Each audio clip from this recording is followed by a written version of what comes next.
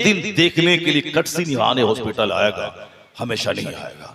इसलिए जो तुम्हें तन्हा छोड़ देगा, माँ भी तन्हा छोड़ देगी, कितना पेशाब पखाना साफ करेगी। वो तो बचपन में मोहब्बत रहती है बच्चों की, उस वक्त माँ कर डालती है, बाद में मोहब्बत घट जाती है। जब आदमी शादीशुदा हो जाता है, बाल बच्चे वाला हो जाता है, फिर माँ भी बच्चों से दुश्मनी करने लगती है। वो छोटे भाई की तरफ उसकी तरफ हो जाती है, बड़े भाई को बड़े बेटे से चिढ़ने लगती है, छोटे बेटे की तरफ वो हिमायती बन जाती है। बड़ा बेटा अब क्या खा रहा है, मर रहा है कि जी रहा है, उनकी बीवी से जंग है, उसकी वजह से उस बेटे को भी देखना नहीं चाहती है वो।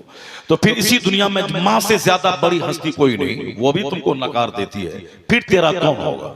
दोस्त भी एक बार फोन करेगा, एक दिन दौड़े दौड़े कार ला के आज देखने आएगा, फिर वो अपने काम में बिजी है, फिर दोबारा देखने तक भी नहीं आएगा, कोई नहीं आएगा, अकेला तड़प तड़प के मरेगा, कोई साथ नहीं देगा। इसलिए बुजुर्गों ने कहा है, जब तुझे मरते वक्त सारे लोग साथ छोड़ जाते हैं, बीवी देख के उधर चली जाती है, एक दिन नहीं रहता, दोस्त तो सिर्फ एक बार फोन करके चला जाएगा, तो तन्हाई में तड़प तड़प के तू मरेगा। तो ये देख के उस वक्त तेरा मुनीसो गमखार कौन होगा, जो उस वक्त काम आए, तुझे बेसहारा ना छोड़े, उससे सच्ची दोस्ती कर। तो वह कौन है जो तुम्हें उस वक्त बेसहारा नहीं छोड़ता है, वह मुस्तफा जाने रहमत की ज़ाते गिरामी है, कि जब तू बेसहारा होता है वो सहारा देते हैं, वो तेरे पास आते हैं, कब्र में वो आते हैं, हश्र में वो साथ देंगे। इसलिए सारी दुनिया छूटे छूटे मुस्तफा का दामन हाथ छूटे ना पाए। सुभान अल्लाह, सुभान अल्लाह, जिंदाबाद जिंदाबाद। दुनिया की दोस्ती धोखा है, जिंदाबाद जिंदाबाद। हुजूर से सच्ची मोहब्बत कर, हुजूर से सच्ची मोहब्बत कर। सरकार की मोहब्बत ही असली ईमान है, जाने ईमान है, कन से ईमान है मुस्तफा। हुजूर से सच्ची मोहब्बत कर ले। इसलिए बाइक चला, हाथ रहे हैंडल पे, जबान पे दुरूद व सलाम रहे। ट्रेन पे सफर कर तो गुटखा मत खा और फजूल मनासिर मत देख टीवी मोबाइल की स्क्रीन पे, पूरा रास्ता जिक्र और दरूद करता जा। अगर ट्रेन पलट गई, मर गया, तो तुझसे बड़ा धनी कौन होगा कि दरूद पढ़ता पढ़ता मर जाएगा। तुझसे बड़ा मालदार कौन होगा। नहीं देखता, बाइक चलाते चलाते गया, गिरा, मर गया। ऑफिस पहुंचा, बाइक चला के चक्कर आया, गिरा, ऑफिस के दरवाजे पे मर गया। कोरोना फोरोना वो उतना नहीं मारता है जितना कभी ये ज्यादा टेंशन वाली जिंदगी में आदमी मर रहा है। बंबई में रोजाना दफ्तर के सामने बच्चा दम तोड़ता है। राजू श्रीवास्तव फिटनेस रहने के लिए कि मैं फिट रहूं, लोगों को हंसाऊं, जिम में जाकर के एक्सरसाइज करता था। और लोग कहते हैं हाँ जिम में जाओ, एक्सरसाइज करो, फिट रहो, हार्ट मजबूत रहेगा, शुगर नॉर्मल रहेगा, बीपी नॉर्मल रहेगी, ब्रेन तरोताजा रहेगा, घुटने का दर्द नहीं होगा। वो तो जिम में रहता था, वहां एक्सरसाइज करता था। अचानक दिल का दौरा पड़ा, गिरा, वेंटिलेशन पे रहा, मर गया। अभी आज का कल 46 साल एक्टर, कल की बात है, 46 साल एक्टर बिल्कुल फिट रहता था, फिटनेस की दुनिया का बादशाह कहलाता था। वो हमेशा वो अपने फिटनेस पे ध्यान देता था। जिस तरह पैंट और शर्ट फिट हो, उसी तरह से चेहरा और हाथ पांव, उसके लिए जिम में 2 घंटे का टाइम देता था, ताकि तून नहीं निकले और जिस्म बेढब ना लगे, वो टाइम देता था। उसी जिम में अटैक आया, गिरा, मर गया, जिम में मर गया। और आजकल ज्यादा लोग वही मर रहे हैं। अब उठाना है फिटनेस होने के लिए, उठाया, अटैक आया, मर गया। तो जो जिम में जाके फिटनेस की ट्रेनिंग लेता है, उसको भी मौत नहीं छोड़ती है, और वो भी 46 साल 45 साल 35 साल में मर रहा है। जब मौत नहीं छोड़ती है तो जिम जाने से तुम सेहतमंद रहेगा? नहीं रहेगा। चाहे जिम जाओ या जहां जाओ, मौत तेरे साथ है, वहां भी मौत आएगी। हल चलाते हुए लोग मर रहे हैं, बाइक चलाते मर रहे हैं। और साहब अभी तो बैठा था, बैठे बैठे पेन हुआ सीने में, हाथ पकड़ा, उल्टी हुई, चला गया। जब जिंदगी इतनी सस्ती हो गई, मौत अचानक आ रही है, तो अब आंख खोल के जीना चाहिए कि मुंह में गुटखा रहे, मौत आए, ये नहीं होगा। मुंह में जिक्र दुरूद रहे, उस हालत में मौत आ जाए। तो खेत में हल चला, अल्लाह का जिक्र कर। फैक्ट्री में काम कर, हाथ काम में लगा रहे, मुंह अल्लाह के जिक्र में लगा रहे। सफर हो रहा है, वो जबान पे अल्लाह का जिक्र रहे। वो मौत के लिए तैयार रहा कि किसी भी वक्त मौत आ जाए, मैं तैयार हो। वही तैयार होगा जो रोजाना 20 बार मौत को याद करेगा, जो रोजाना कलमा 1000 बार पढ़ेगा, जो नमाज़े पंजगाना पाबंदी से पढ़ेगा। फिर उसको कोई डर नहीं रहेगा। जिस वक्त मौत आ जाए, वह मौत का मुंतजिर रहेगा कि मुस्तफा का दीदार तो मौत पर डिपेंड है, इधर मरूं ताकि कब्र में हुजूर का दीदार हो जाए।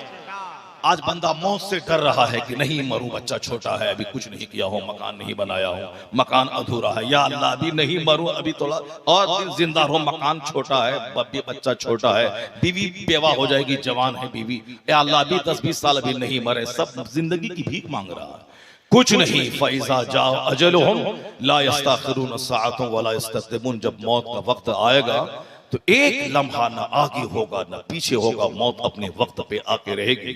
और डरने का नहीं, डरेगा तो मौत और डराएगी। जिस शेख आजम का चर्चा सारी दुनिया में है, जिस गौसे आजम का चर्चा सारी दुनिया में है, हमने नहीं गौसे आजम से नूर हासिल किया, हमने गौसे आजम का सिर्फ खिचड़ा खाया है, हमने उनकी बिरयानी खाई है, हमने उनका सिर्फ लंगर बांटा है ताकि मैं मालदार बन जाऊं।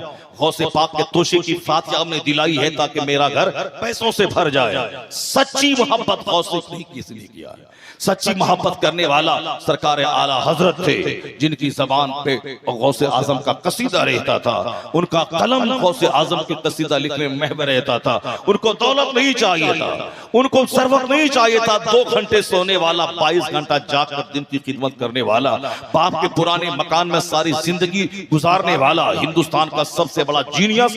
वो चाहते तो अपने हुस्न की, अपने इल्म की कीमत अरबों में वसूल कर सकते थे हिंदुस्तान से। उतना बड़ा ज़हीन कोई हिंदुस्तान में पैदा न हुआ, 1000 किताबों का राइटर हिंदुस्तान में कोई दूसरा पैदा न हुआ। उन्होंने अपनी ज़हानत का सौदा नहीं किया, उन्होंने अपने इल्म का सौदा नहीं किया। वो एक ज़ाहिद बन के रहे, फकीर और दुर्वेश बन के रहे, और सारी जिंदगी यही कहते रहे, कादरी कर कादरी रह, कादरियों में उठा कदर अब्दुल कादर कुदरत तुमा के वास्ते। कादरी बन के रहो, कादरी रहो, और कादरियों में उठूं कयामत के दिन। यानी यही फिक्र थी कि मैं कयामत के दिन कादरी बन के उठूं। वहां यहां तोशा करा के सारे लोग सोचते हैं कि मैं मालदार बन जाऊं, और जहां लोग सुनते हैं वो लंगर गौसिया चलाया अरबपति बन गया, वो तोशे की फातिहा दिलाए वो मालदार हो गया, वो गौसे पाक के मज़ार पे 4-5 बार गया, वो अरबों में खेलने लगा। तो तीसरे को भी शौक पैदा होता है कि हम भी लंगर दिलाएं, देखें मालदार होते हैं कि नहीं, हम भी गौसे पाक की फातिहा दिलाएं, मालदार होते हैं कि नहीं। यानी वो मालदार बनने के शौक में फातिहा दिला रहा है। और जहां दुनिया के दस्तूर के मुताबिक गरीब हुआ, मोह भंग हो गया। नहीं, हम तो कराया था, कहां हुआ। जो इस हिसाब से कराएगा, वो जो नहीं जानता है कि दुनिया में रात है दिन आएगा, दिन है रात आएगी, बच्चा है जवान होगा, जवान है बूढ़ा होगा, बाल बिल्कुल काला है बाल सफेद होगा।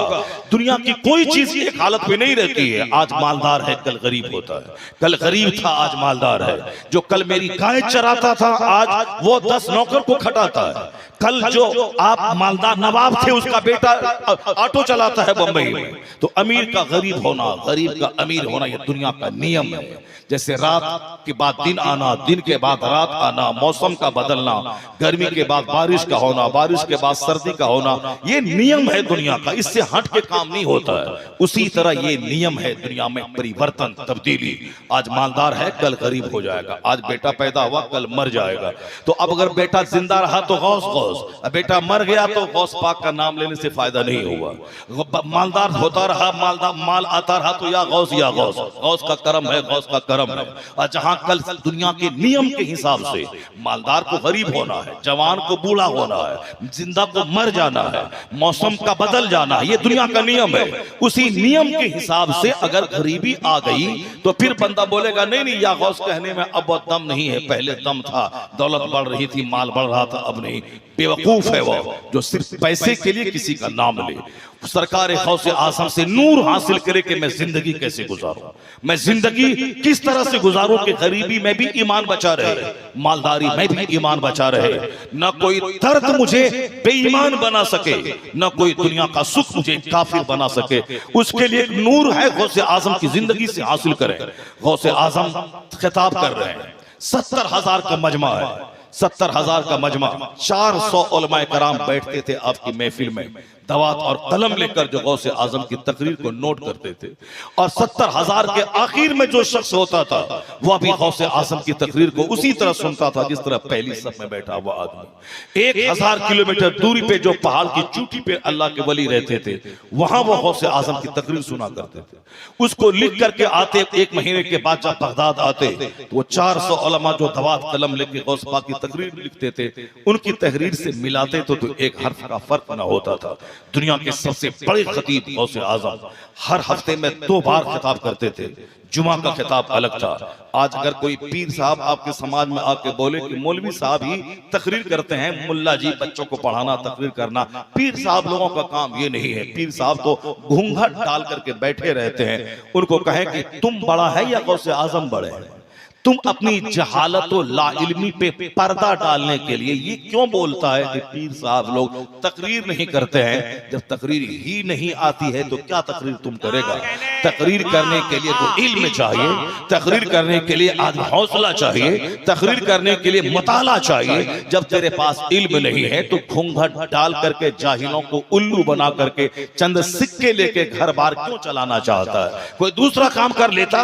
और क्यों बोलता है कि तकरीर करना मौलाना मौलवी का काम है, पीर लोग तकरीर नहीं करते हैं या मुल्ला जी करते हैं? उनसे पूछे कि तुम बड़ा है या सारे वलियों के सरदार बड़े हैं? जब सारे वलियों के सरदार की खिताबत का कोई जासानी नहीं है, वह 70-70 हजार के मजमे को खिताब करते थे, हफ्ते में 2 बार खिताब करते थे। और तकरीर की किताब आज तक प्रेस से छप के बाहर आ रही है। जब सारे वलियों के सरदार खतीब थे, इसका मतलब है कि कादरी सच्चा वही होगा और गौसे आजम के सिलसिले का पीर वही होगा जो खिताबत करेगा, जो अमरे बिल मारूफ करेगा, जो लोगों को समझाएगा। इसलिए नाइबे गौसे आजम कोई गोंगा नहीं होगा, नाइबे गौसे आजम कोई इल्म फन से आरी शख्स न होगा। गौसे आजम अपने जमाने के बड़े खतीब भी थे, अपने जमाने के बड़े मुसन्निफ भी थे, अपने जमाने के बहुत बड़े मुदर्रिस भी थे और अपने जमाने के सबसे बड़े मुज़क्की कुलूब यानी सबसे बड़े रोशन ज़मीर शेख थे, दूसरों के सीने का जंग साफ करने वाले। तो क़यामत तक गौस का नाइब वो होगा जो खतीब भी होगा, जो मुदर्रिस भी होगा, जो मुसन्निफ भी होगा और जिनकी तरफ सबसे ज्यादा उलमा का रुजू होगा। तो आज इस पिछले 150 साल के अंदर में इस रूए जमीन का बिलखुसूस बर्रे सगीर हिंदो पाक का कोई ऐसा शख्स नजर नहीं आता जिसमें खिताबत का, तसनीफ का और दर्स तदरीस का जौहर बदर्जे अतम मौजूद हो और ज्यादा कसरत से उलमा का उनकी तरफ रुझान हो।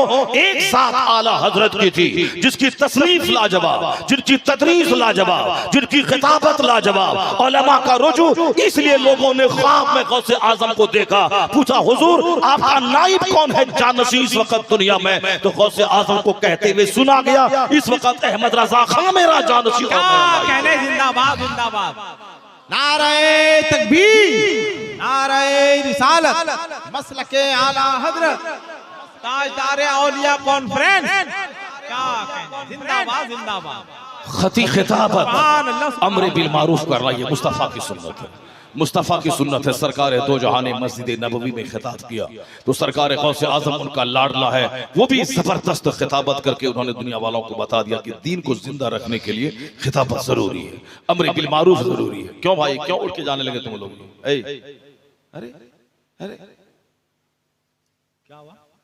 नहीं वो उठ के आदमी जा रहा है, कल आदमी क्या तकरीर हो गई क्या? 2 घंटा तकरीर, अभी तकरीर शुरू कहाँ हुई? तुम क्यों उठ रहे हो बीच में? क्या समझ के उठ रहे हो? जब इतनी अहम गुफ्तगू तुम नहीं समझ पा रहे हो तो तुझको तो फिर अब कोई दूसरा ही समझाएगा। जो आलिमों की बात नहीं सुनता है उसको डॉक्टर समझा देता है, उसको दारोगा भी समझा देता है, उसको उसकी खतरनाक बीमारी समझा देती है। और मैं अक्सर बोलता हूं कि ये महफिल उजाड़ने की चीज नहीं है, तुमने आज तक समझा ही नहीं इसकी अहमियत को। ये जन्नत की क्यारी है, जन्नत की क्यारी से इंसान नहीं भागता है, शैतान भागता है। और इसको उजाड़ोगे तो चूंकि जन्नती महफिल को उजाड़ोगे तो ख्याल रख लेना तेरा घर कभी आबाद नहीं होगा। घर को आबाद करने के लिए इस जन्नती महफिल को आबाद करना होगा। उजाड़ के यहां से निकल के सीना तान के तो समाज का एक छोकरा इतनी मार मारेगा कि तेरा सारा गुरूर तोड़ देगा। अगर वो नहीं मार पाया तो बीमारी इस कदर कमर तोड़ देगी कि माफी मांगने के लिए तेरे पास जुमले नहीं रहेंगे। मैंने इतने बड़े बड़े मगरूरों को जलील होता हुआ मैंने अपनी निगाहों में मुख्तसर सी जिंदगी में मैंने देखा। एक मुस्लिम नाम का शख्स था जहानाबाद इलाके में, जहां मैं 5 साल नमाज पढ़ाया। बहुत अकड़ता था, दौलत पे बड़ा घमंड था। जुमा की नमाज भी मुश्किल से कभी पढ़ने आता था। मिलाद में जाता ही नहीं था, वहां गरीब मिस्किन किस्म के लोग बैठे हैं। जलसे में तो कभी गया ही नहीं है। जलसे में जाने से क्या फायदा है? दोस्ती सिर्फ काफिरों से थी, गैर मुस्लिमों से थी। गैर मुस्लिमों से दोस्ती, गैर मुस्लिमों के घर आना जाना, उनके घर भी गैर मुस्लिमों का आना जाना, बेटा बेटी सबका कल्चर हिंदुआना, नाम सिर्फ मुस्लिम का था। ईद और बकरीद में सिर्फ नमाज पढ़ने आता था। अब चूंकि सारे मुसलमानों, मोहल्ले के मुसलमानों में दौलत उनके पास ज्यादा थी, इसीलिए दौलत के नशे में सबको गीदर, खटिया, उल्लू समझता था।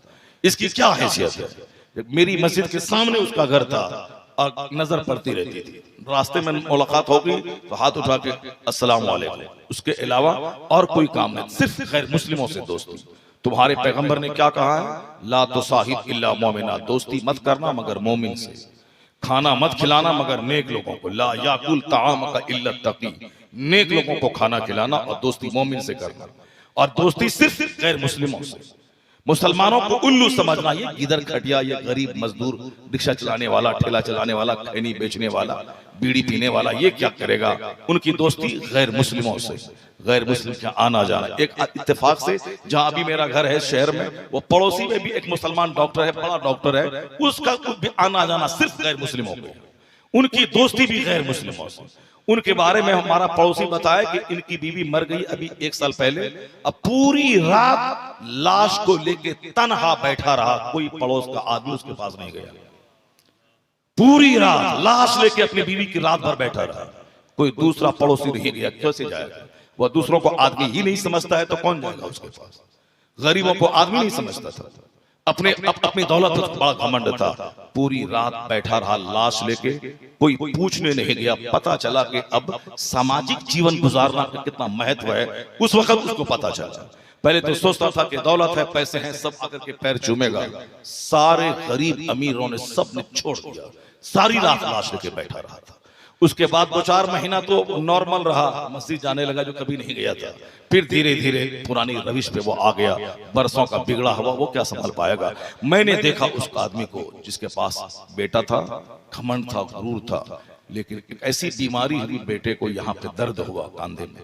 वो मेरे सामने, वो बेटा एक मुसलमान सुन्नी टनाटन, एक जोशीला नौजवान था जो मेरे लिए हर हमेशा साथ देता था और आके तबलीगी जमात वालों को चैलेंज करता था। कोई मस्जिद के अंदर घुसा, मौलाना को बाद में छेड़ेगा, पहले मेरा सीना तुम्हारे सामने है। इस तरह से वो चैलेंज करता था। अब पूरा सारे लोग डरे और सहमे थे और मुझको हिम्मत मिलती थी। और जुमा का खिताब और फिर इलाके में महफिलों में उस वक्त सिर्फ रद्द वहाबिया और सिर्फ आला हजरत, यही मेरी तकरीर का टॉपिक ही था। इसके आगे और कुछ नहीं बोलता था। और उसका फैज यही मिला कि आज मैं वहां नहीं हूं, मगर सैकड़ों लोग सरकार ताजुल शरिया के पास ले जाके मैंने मुरीद करवाया। आज पूरा इलाका बिल्कुल टनाटन सुन्नियों का इलाका है, अल्हम्दुलिल्लाह। उसी मोहल्ले की बात है। अल्लाह ने इस तरह आजमाइशों में उसको डाला, बीमार हुआ, मर गया होता तो दौलत बच गई होती, मगर मरा भी नहीं। उस वक्त में फौरी पटना से दिल्ली, जितने पैसों का घमंड था उसको, जितना वो गिनता था, 2-4-10 लाख, आज से 25 साल पहले की बात है, वो जितना घमंड था उनको पैसे का सारा पैसा भी निकल गया और आखिर में बेटा भी मर गया। अब समाज की निगाहों में वो शख्स गरीब हो गया, समाज में सर मुंह दिखाने के काबिल नहीं रहा। तो मैं कभी कभी इबरत की खातिर बोलता हूं, कभी जवानी पे, कभी दौलत पे गुरूर मत करना और दीनी मजलिसों और उलमा की तौहीन मत करना, वरना अल्लाह 50 साल की छूट देने के बाद जब गिरफ्त करता है तो 50 साल की राहत को 50 सेकंड में खाक में मिला देता है। मैंने निगाहों के सामने जलील होते हुए देखा कि जहां जिसकी दौलत का डंका बजता था, कब्रिस्तान की बाउंड्री का चंदा होने लगा तो लोगों ने ये कह के छोड़ दिया कि मुस्लिम मियां की हालत अच्छी नहीं है, इसीलिए उसे चंदा न लिया जाए। ये दिन 500 साल के बाद नहीं, बिल्कुल करेंट 2-4 साल के अंदर ये दिन देखने को मिल गया। जो समाज का नवाब कहलाता था, लोगों ने यह सोच के चंदा लेना छोड़ दिया, उनकी हालत अच्छी नहीं है। अल्लाह इज्जत दे तो इतराना मत, अल्लाह दौलत दे तो मगरूर मत होना और दीनी मजलिसों को उजाड़ना मत, सीना तान के भागना मत, वरना जलजला का एक छोटा सा झोंका तेरी जवानी को मिट्टी में मिला देगा। बीमारी का छोटा सा झोंका तेरी औकात याद दिला देगा। इसलिए किसी से मत डरना, अल्लाह से डरना। और इस महफिल में जिक्र अल्लाह का होता है। यहाँ से भागने का मतलब जिक्र इलाही से चिढ़ना, तो याद रखना देर या सवेर तेरा सारा गुरूर चूर चूर हो जाएगा। तो भीख मांगने पर मजबूर हो जाएगा, क्योंकि अल्लाह जवानी देना भी जानता है, जवानी को मिट्टी में मिलाना भी जानता है। नहीं देखा तुमने अभी 2 साल पहले किस कदर इतराता था हिंदुस्तान का एक गिड्डा, बात मार देंगे, काट देंगे, भगा देंगे, मिटा देंगे, यहाँ भेज देंगे, वहां भेज देंगे। दूसरे मुल्क का आदमी यहाँ आएगा, उसको गेस्ट बना लेंगे, मेहमान बना के रखेंगे और इनको भगा देंगे। सारा हिंदुस्तान परेशान था, यहाँ तक कि मेरा चीखना काम नहीं आया। औरतें 3 महीने तक धरना दी, कुछ काम नहीं आया। साहब एक तरफ नेता ओवैसी चीखता रहा, कुछ नहीं हुआ। हर शहरों में धरना प्रदर्शन, कुछ नहीं हुआ। तुम्हारा कुछ भी असर उस पर नहीं हुआ। लेकिन जिस रब का नाम तुम लेता है, जिस रब का नाम अज़ान में लेता है, नमाज में लेता है, सारी दुनिया ने अब उस रब को भुला दिया। मगर मुसलमान अल्लाह अकबर कहता है, तो जहां मेरा प्रदर्शन, मेरा धरना, मेरी तकरीर, मेरी चीखों पुकार पे असर हो गई, अल्लाह का नाम लेना, नेक लोगों की दुआएं काम आ गई। जहां चीखों पुकार से कुछ असर ना हुआ, एक छोटा सा कीड़ा चीन के शहर से आया, उस कीड़े ने बवाल मचाया पूरे हिंदुस्तान में। सबका चेहरा छोटा हो गया, भगाने मारने की बात खत्म हो गई। क्वारंटाइन, आइसोलेशन और साफ डिस्टेंसिंग और मास्क पहनना, उस सब में सारी एनर्जी उसकी चली गई। सारा हिंदुस्तान आज शांतिपूर्ण माहौल में रह रहा है। जहां जो काम 40 करोड़ों की पुकार ने नहीं किया, वह काम एक छोटा सा कीड़ा करके बता दिया कि अल्लाह रब्बुल इज्जत है, उसने कीड़ा भेज के मगरूरों का गुरूर तोड़ दिया। और जो हमेशा 24 घंटे मिटाने की बात करता था, अब अपनी जिंदगी के बचाने की बात करने लगा। इसलिए जो अल्लाह तुम्हें संकट में बचाया है, इस बुरे माहौल में तुम्हें इज्जत से नवाजा है, और तेरे दुश्मनों को एक कीड़ा भेज के उनकी औकात याद दिलाया है, तो हमेशा उस रब की रस्सी को मजबूती से थामे रहना। क्योंकि जहां तुम्हारा कोई साथ नहीं देगा, तेरा खुदा, तेरा मुस्तफा तेरा साथ देगा। और ये तो हमने अभी 2 साल के अंदर देख लिया। और मस्जिदों से भागना, मदरसे से भागना, इसका मतलब है कि कोई बहुत बड़े अजाब को दावत देना, बहुत बड़ी तबाही को दावत देना। चूंकि तुम पढ़ा ही नहीं है, पढ़ता ही नहीं है, तुमने तो कव्वाली को, तुमने तो नाच गाने को तुमने तरजीह दिया है। आप दूसरा अजाब अभी दुनिया के सामने एक और आ गया। आजकल एक अजाब है घूमने का अजाब। घुमक्कड़ का कल्चर शुरू हो गया है। घूमना है, यहाँ वहां घूमना है। तो दुर्गा पूजा की छुट्टी अभी 10 दिन, बीवी बच्चे को लिया, अब घूमने जाना है। वो कहाँ जाएगा? पूरी जगन्नाथ, तो काशी विश्वनाथ, तो गोरखनाथ। मुसलमान कहाँ जाएगा? अजमेर शरीफ, बरेली शरीफ। और कोई कहाँ जाएगा? ऊटी, डल झील, कश्मीर। 50 करोड़ का घर तुमने बनाया है। पहले तो एक सिंपल सी दीवार, सिंपल सी छत काफी हो जाती थी, और अब क्या है कि डेकोरेशन में सारे पैसे जा रहे हैं। यानी दुनिया में सबसे ज्यादा पैसे सिर्फ मकानात की तामीर में खर्च हो रहे हैं। बंदा दीवार दे रहा है, छत दे रहा है, मकान बन गया, पहले उसमें चूना गर्दानी कर दिया, मकान रहने के काबिल हो गया। लेकिन अब नहीं, छत और दीवार को बस समझ लें कि वो 10 लाख रुपए अगर लगे हैं, तो 25 लाख रुपए सिर्फ डेकोरेशन में खर्च होंगे। फॉल से सीलिंग चाहिए, एक छत हो गई, अब फॉल से सीलिंग चाहिए। वो काम करके आएगा तो अब दूसरा जाके वो पीओपी करेगा, वाल पुट्टी करेगा, फिर पेंटर आएगा, इंटीरियर डेकोरेटर लकड़ी का काम करेगा, फर्नीचर वाला। यानी सारी एनर्जी एक मकान की तामीर में निचोड़ दी गई। और फिर उसके बाद उम्र हो गई 60-70 साल, मकान रह गया अपनी बहू के लिए, ताकि वो 3 बजे रात तक मोबाइल चलाती रहे। और ये चला गया कब्रिस्तान, कब्र में जवाब देने के लिए कि तुम कहाँ कैसे जिए थे, कैसे मरे थे। ये चला गया वहां, और जिसके लिए नमाज छोड़ के पैसा कमाया था, और जिस मकान को 25 साल में तैयार किया था, अब उस मकान में उसके बेटे की बीवी रात के 3 बजे तक मोबाइल चलाती है, और उनका बेटा रात के 4 बजे तक वो धमाल मचाता है, कभी कॉमेडी, कभी ये, कभी वो। जब भी देखो ट्रेन में सफर करो, रात के 2 बज गए हैं, सारे लोग सोए हुए हैं, एक औरत उधर मोबाइल देख रही, शौहर उसका अलग मोबाइल चला रहा है। अब रात में गुजरो 12 बजे रात में, तो गली में उधर एक छोकरा उधर बैठा हुआ है, 2-4 छोकरे उधर बैठे हुए हैं, मोबाइल चला रहा है। एक घर में 5 बेटा है, 5 मोबाइल में मस्त है, माँ अलग मस्त है, बाप अलग मस्त है। बाप दूसरे से चैटिंग कर रहा है, माँ दूसरे से चैटिंग कर रही है, जवान बेटी दूसरे से चैटिंग कर रही है। जवान बेटा दूसरे से चैट कर रहा, ये घर नहीं हुआ, वो कहवा खाना हो गया, तवाइफ का अड्डा हो गया जहां चैटिंग अजनबी से हो। अब सोचता है कि उस घर में दिल लगे, उस घर में मन लगे। कैसे मन लगेगा? करोड़ों का मकान छोड़ के मारे मारे फिर रहा है कश्मीर में। वहां साहब डल झील देख रहा है, पहाड़ देख रहा है, नदी नाला देख रहा है, करोड़ों का घर बनाया, वहां मन नहीं लग रहा। बोरिया बिस्तर समेटा, बैग में कपड़ा लिया, बीवी बच्चे को लिया, स्कूल बंद है, चला कश्मीर।